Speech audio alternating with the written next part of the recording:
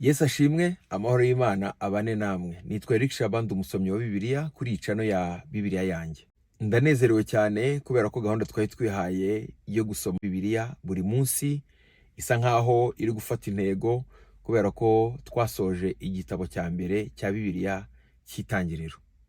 Ibi bisobanuye ko tumaze iminsi 50 dusoma Bibiliya igice kimwe buri munsi, hatabuzeho umunsi n'umwe. Abo twabangira ngo bari bizi ko tugize dusiba n'umunsi n'umwe kubagezaho igice kimwe muri Bibiliya. Tukaba tumaze rero iminsi 50 dukora iyo gahunda buri munsi mu gitondo saa moya ku isaha yo mu Rwanda, igice cyabaga kibagezeho. Igitabo cy'Itangiriro by'umwihariko ngiye nungukiyemo byinshi. Nongeye kubona uburyo Imana yaremye isi n'ibirimo byose n'umuntu mu buryo butangaje cyane, ariko kandi harimo urugendo rutangaje rw'ukuntu Abisiraheli bisanze muri Egiputa, byose ku mugambi w'Imana.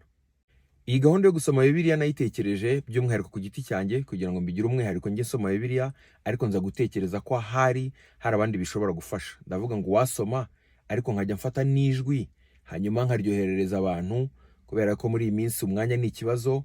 Ndavuga ngo ahari umuntu agiye abasha kumva ijwi, ari mu modoka, ari mu rugendo, ari gukora, ari muri siporo, ahari wenda byatuma wa muntu utabona umwanya wo kwicara ngo afate Bibiliya asome atuje, byamugirira akamaro. Ni muri urwo rwego rero nafashe iyi gahunda yo gusoma igice kimwe cya Bibiliya buri munsi.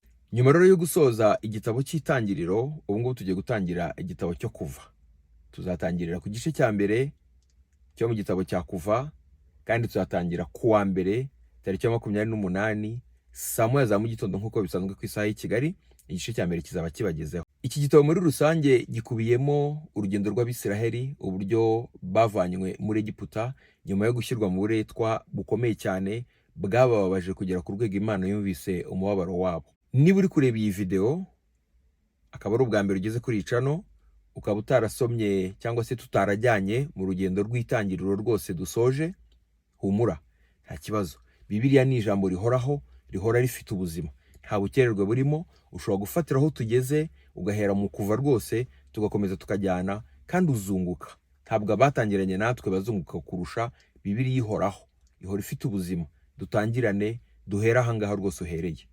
Hanyuma niba nta kintu bigutwaye, ukaba ubona ibyo uri gukurikira kuri iyi channel bigufitiye akamaro, ushobora rwose gukanda subscribe cyangwa se ukajya woherereza buri munsi, cyangwa se uko ubishobojwe link y'ikiganiro cyangwa se y'igice twasomye, kohereza inshuti zawe. Ushobora kohereza muri rusange ugashyira kuri status yawe, ushobora gushyira kuri social media zawe, cyangwa ushobora kohereza umuntu w'umwihariko ukavuga ngo uyu muntu mwoherereje buri munsi cyangwa gake nshoboye, byamugirira akamaro.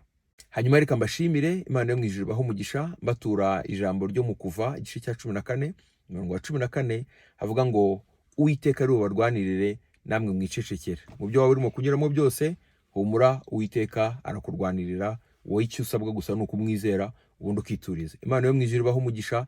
Twongere duhure ku wa mbere tariki ya 28 saa moya zuzuye, dukomeze urugendo rwacu rwo gusoma Bibiliya duhereye mu Kuva igice cya mbere. Imana ibahe umugisha.